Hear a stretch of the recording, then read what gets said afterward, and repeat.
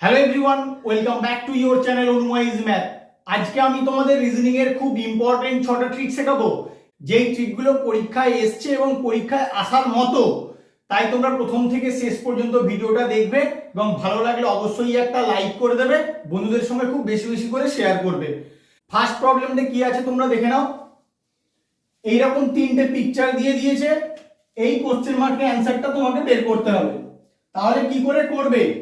তোমার ফার্স্ট কাজ হবে এই তিনটে নাম্বার থেকে কি করে এই নাম্বারটা আসে তার কোনো একটা লজিক বের করা। তাহলে কি করে আসে ভালো করে লক্ষ্য করো। 27কে যদি আমি 9 দিয়ে ভাগ করি তাহলে কিন্তু আমার 3 হয়, কিন্তু এখানে তো আমার 2 আছে।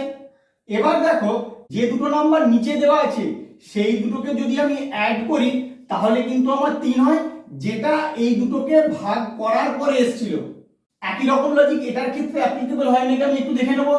35 আর 7, 35কে 7 দিয়ে ভাগ করো, কত হয়? 5।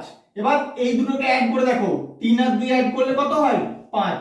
তাহলে লজিক তুমি পেয়ে গেলে। তাহলে এই লজিকই কোশ্চেন মার্কের অ্যানসারটা পেয়ে যাবে। তাহলে আসো করে নিই। 36কে 4 দিয়ে ভাগ করো, কত হবে? 9। বা 4, 4 এর সঙ্গে কত যোগ করলে 9 হয়? 5 যোগ করলে 9 হয়। তাহলে এই কোশ্চেন মার্কে কত হবে? 5 হবে তোমার কারেক্ট অ্যান্সার। কত নম্বর অপশন দেখো? 3 নম্বর অপশন। তোমরা এইভাবে লজিক্যালি চিন্তা ভাবনা করবে, এরপর থেকে যদি এরকম প্রবলেম আসে তোমাদের পরীক্ষায় দেখা মাত্রই করতে পারবে। 2 নম্বর প্রবলেমটার ক্ষেত্রে তোমাদের এই কোশ্চেন মার্কের অ্যান্সারটা বের করতে হবে। তোমরা দেখা মাত্রই বুঝতে পারছো এই তিনটে নাম্বার থেকে 144 আনতে হবে, একই রকম ভাবে এই তিনটে নাম্বার থেকে 64 আনতে হবে। সেম লজিকেই কিন্তু কোশ্চেন মার্কের অ্যান্সারটা বেরোবে। তোমরা ওটা দেখলেই বুঝতে পারবে। যত প্র্যাকটিস করবে তত তোমরা বোঝার ক্ষমতাটা অর্জন করবে। তাহলে কি করে করবে একটু দেখো। এই তিনটে নাম্বার থেকে 144 আনতে পারি আমি যদি 3কে 9 দিয়ে গুণ করে দিই, কত হয়? 3 9 27। 27কে তো 2 দিয়ে গুণ করলে হয়ে যায় 54। তাহলে ওখান থেকে কি 144 আসবে? আসবে না। তাহলে অন্য কিভাবে হতে পারে তোমরা একটু খেয়াল করো ভালো করে। আমি 9 আর 3 অ্যাড করে দিই, 3 এর সঙ্গে 9 অ্যাড করে দিলে হয়ে যাবে 12। দুইটাকে এখনো লাগানো হয়নি কাজে, তখন কি করবে? 12 স্কোয়ার করে দেবে, মানে এই দুইটা এনে 12 মাথায় বসিয়ে দিলাম। তাহলে কি হয়ে যায়? 12 স্কোয়ার মানে 144, যেটা আমার এখানে আছে। বাট এই লজিকটা সেকেন্ড কলামের ক্ষেত্রে খাটে নাকি আমি দেখবো। আসো দেখে নিই। প্রথম দুটোকে আগে অ্যাড করে দেবো, 2 আর 2 অ্যাড করলে হয়ে যায় 4। এরপরে থার্ড যে নাম্বারটা আছে সেটাকে মাথায় বসিয়ে দেবো। 4 এর কিউব করলে কত হয়? 64, যেটা তোমার এখানে আছে। তাই লজিক তুমি পেয়ে গেলে। এই লজিক এবার বের করে ফেলো। 3 আর 2 অ্যাড করে দাও, 3 আর 2 অ্যাড করলে হয় 5। এবার এখানে যে দুইটা ছিল সেটা মাথায় বসিয়ে দেবো, 5 এর স্কোয়ার মানে হবে 25। তাহলে কোশ্চেন মার্কের অ্যান্সার কত হচ্ছে? 25, যেটা 3 নম্বর অপশনে আছে। এইভাবেই তোমরা চিন্তা ভাবনা করবে।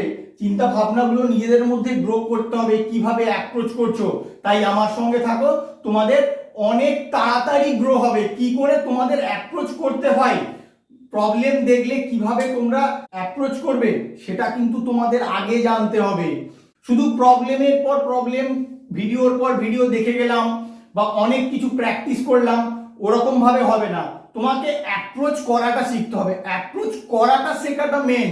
অ্যাপ্রোচ করা যদি তুমি শিখে যেতে পারো তাহলে পরীক্ষায় তোমরা খুব ভালো ফলাফল করতে পারবে। 3 নম্বর প্রবলেমটায় x এর মান বের করতে দিয়েছে। তোমরা কিন্তু ভিডিওটা পজ করে করার চেষ্টা করো, দেখো করতে পারো কিনা। আমরা দেখে বুঝতে পারছি সেকেন্ড কলামের সব এলিমেন্ট গুলোই বড়। তাহলে তোমাকে রো ওয়াইজ চিন্তা ভাবনা করতে হবে। 7 আর 3 থেকে 370 আনার লজিক বের করতে হবে। তাহলে কি করে করবে?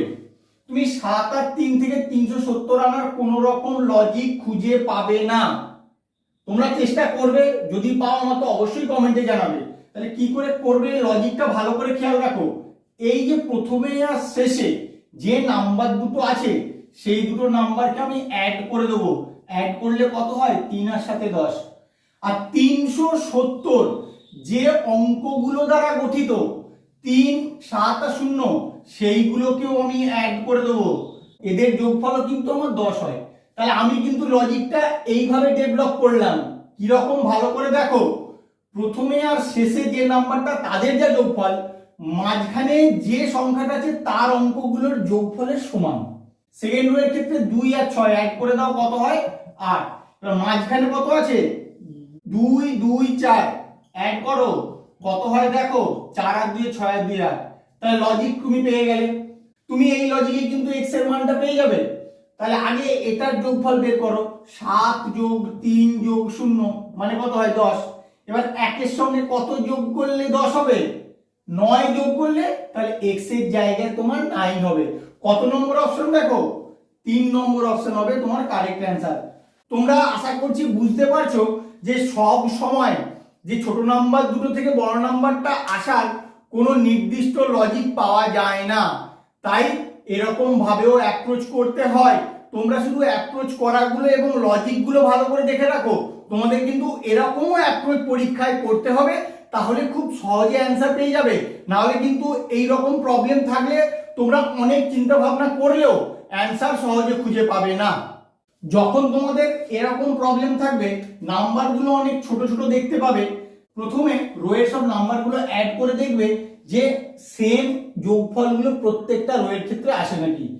একই রকম ভাবে কলামের ক্ষেত্রেও দেখবে, না হলে তখন অন্য কোনো লজিকে ভাবে, কারণ নাম্বারগুলো অনেক ছোট ছোট আছে, যোগ করেও এসে যেতে পারে এবং সবগুলো কাছাকাছি নাম্বার, বিশাল কিছু ডিফারেন্স নেই। তাহলে আসো দেখে নিই করে। 13 6 আর 4 যোগ করো, কত হয় 13 আর 6 19, 19 আর 4 23। সেকেন্ড রো এর ক্ষেত্রে 6 8 6, 6 আর 8 14, 14 আর 6 20। সেম এলো না, তাহলে এভাবে হবে না।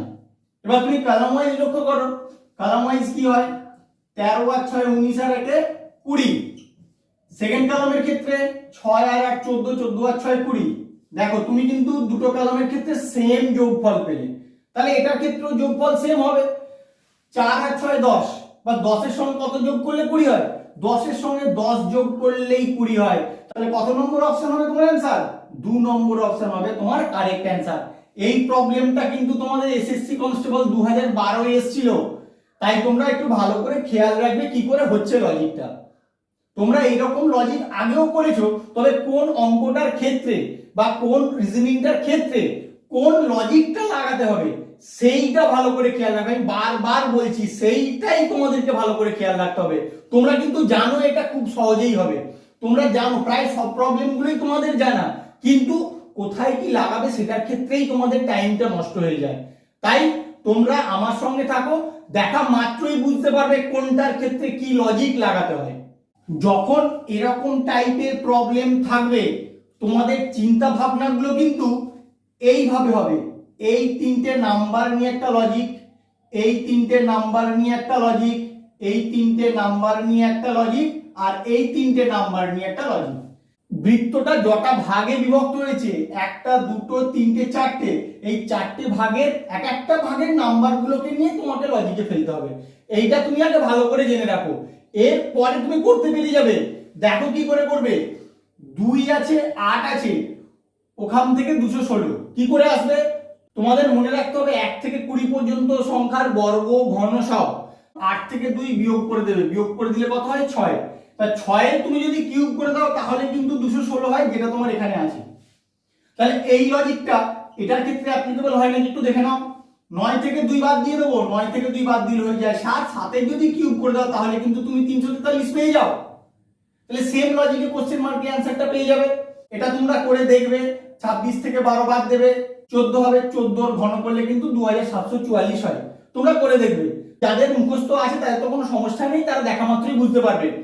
তাহলে এটার ক্ষেত্রে চলে আসো, 22 থেকে আমি 10 বাদ দিয়ে দেবো, কত হয় 12। এবার 12 ঘন করো, আমি কি বলেছি ঘন তোমাদের মনে রাখতে হবে, 12 বর্গ করলে হয় 144, 144 কে 12 দিয়ে আবার গুণ করলে তোমার কিন্তু হবে 1728। কত নম্বর অপশনে আছে দেখো, 4 নম্বর অপশনে আছে 1728। তাহলে এটাই হবে তোমার কোশ্চেন মার্কের অ্যান্সার। এই প্রবলেমটাও কিন্তু তোমাদের দিল্লি পুলিশ কনস্টেবল 2012 এসেছিল, তাই এরকম প্রবলেম তোমাদের পরীক্ষায় যখন আসে একটু ভালো করে কনসেপ্টটা ক্লিয়ার রাখবে, যাতে সহজেই করতে পারো, দেখা মাত্রই বুঝতে পারবে কিভাবে তোমাদের অ্যাপ্রোচ করতে হবে। এই প্রবলেমটা তোমাদের কাউন্টিং ফিগার থেকে দেওয়া আছে, কতগুলো ত্রিভুজ আছে তোমাকে বের করতে হবে। তাহলে কি করে করবো ভালো করে খেয়াল করবে।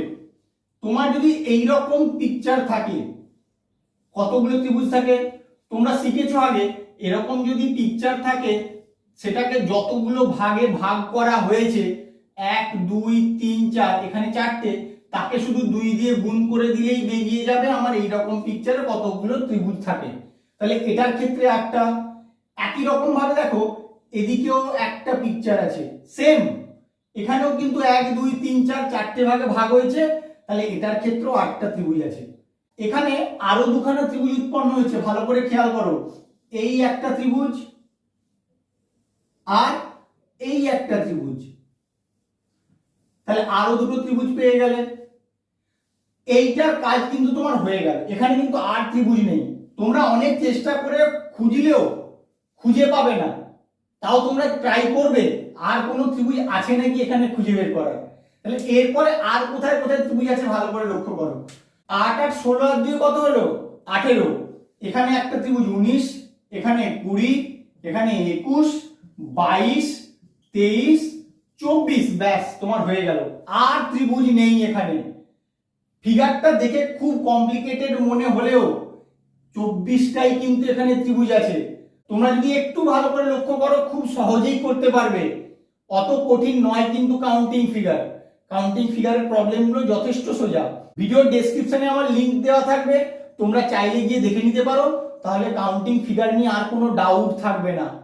তাহলে কত নম্বর অপশন এখানে অ্যান্সার হলো? 1 নম্বর অপশন হবে তোমার অ্যান্সার। আমার ভিডিওটা কেমন লাগলো তোমরা অবশ্যই কমেন্ট করে জানাবে, বন্ধুদের সঙ্গে অবশ্যই শেয়ার করবে, ভালো লাগলে একটা লাইক করবে এবং বেল আইকনটা প্রেস করবে এরকম নতুন নতুন ভিডিও নোটিফিকেশন পাওয়ার জন্য। Please like, share, comment and subscribe your channel অনুমা ইজ ম্যাথ। Thank you.